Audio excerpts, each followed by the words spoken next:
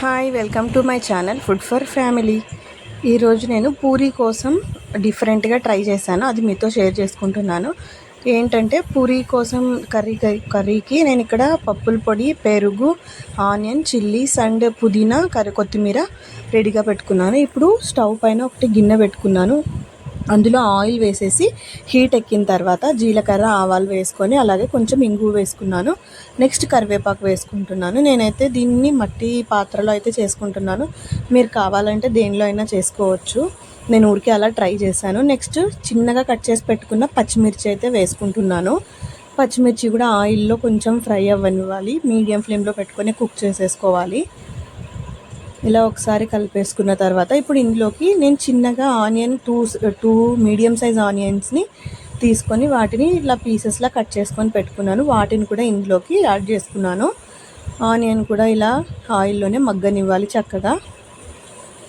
ఇలా నీట్గా కలుపుకున్న తర్వాత ఇప్పుడు ఇందులోకి నేను కొంచెం సాల్ట్ అయితే వేసుకుంటున్నాను. ఇప్పుడు ఇక్కడ నెక్స్ట్ నేను పెరుగు తీసుకున్నాను, 1 కప్ పెరుగు. దాంట్లో ఉండలేవి లేకుండా ఇలా మజ్జిగలాగా చిలుక్కుంటాను. ఇప్పుడు ఇందులోకి 1 గ్లాస్ వాటర్ అయితే యాడ్ చేసుకున్నాను. నేను ఇక్కడ దీన్ని 4 మెంబర్స్ కోసం చేస్తున్నాను కాబట్టి ఈ క్వాంటిటీలో తీసుకున్నాను. ఇంకా ఎక్కువ కావాలంటే ఎక్కువగా కూడా తీసుకోవచ్చు. మనం నీళ్ళగా చేసుకుంటే పూరీకి అంత బాగోదు కాబట్టి పెరుగు కొంచెం ఎక్కువగానే తీసుకొని నేను ఇక్కడ 3 స్పూన్స్ పప్పుల పొడి అయితే తీసుకుంటున్నాను. నేను 4 కోసం కాబట్టి 3 స్పూన్స్ తీసుకున్నాను. మీరు ఎక్కువ మంది కోసం చేస్తుంటే 2 కప్స్ పెరుగు, 6 స్పూన్స్ పప్పుల పొడి అలా మెజర్మెంట్స్తో తీసుకోవచ్చు. ఇందులోకి కొంచెం షుగర్ అయితే 1/2 స్పూన్ షుగర్ అయితే యాడ్ చేసుకున్నాను. ఇప్పుడు దీన్ని కూడా నీట్గా మిక్స్ చేసేసుకోవాలి, అంతా మిక్స్ అయ్యేలాగా. ఇది ఇలా రెడీ పెట్టేసుకున్న తర్వాత స్టవ్ పైన ఇప్పుడు మనం పచ్చిమిర్చి, ఆనియన్ వేసుకున్నాం కదా, దాన్ని ఒకసారి మధ్యలో ఇలా కలుపుకొని ఇప్పుడు దీనికైతే సాల్ట్ యాడ్ చేసుకుంటున్నాను. కొంచెం ఫస్ట్ కొద్దిగానే యాడ్ చేసుకుంటున్నాను. నెక్స్ట్ లాస్ట్లో కావాలంటే ఇంకొంచెం సాల్ట్ యాడ్ చేసేసుకోవచ్చు. ఈ రెసిపీకి సాల్ట్ యాడ్ చేసేసుకొని ఇలా ఒకసారి కలిపేసుకొని మూత పెట్టేసుకొని ఒకసారి కుక్ చేసుకుంటున్నాను. నెక్స్ట్ ఇప్పుడు ఇందులోకి పుదీనా వేసుకుంటున్నాను. పుదీనా కూడా చిన్నగా కట్ చేసుకొని పెట్టుకున్నాను. కొంచెం సేపు మూత పెట్టేసిన తర్వాత ఇప్పుడు స్టవ్ ఆఫ్ చేసేసుకోవడమే. ఇది చల్లారనివ్వాలి ఫస్ట్ దీన్ని. నేను ఇక్కడ పసుపు వేసుకొని ఒకసారి ఇలా కలుపుకుంటున్నాను. అంతా కలుపుకొని దీన్ని చల్లారనివ్వాలి కొంచెం సేపు.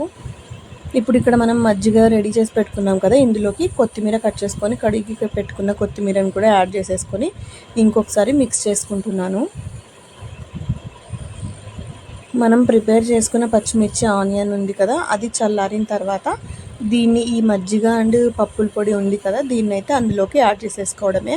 సింపుల్గా 10 మినిట్స్లో అయితే ఈ కర్రీని చేసేసుకోవచ్చు. నేను కూడా ట్రై చేశాను, సూపర్గా ఉన్నింది పూరీకి. మీరు కూడా ఒకసారి ట్రై చేసేసేయండి ఈ స్టెప్స్తో. మీరు ఇది ఇంకా కొంచెం వాటర్ కన్సిస్టెన్సీలో కావాలనుకుంటే ఇంకొంచెం వాటర్ యాడ్ చేసేసుకోవచ్చు. Thank you for watching. Please subscribe to my channel for more cooking videos. నేనైతే దీన్ని పూరీలో సర్వ్ చేసేసుకొని తినేస్తున్నాను. Thank you.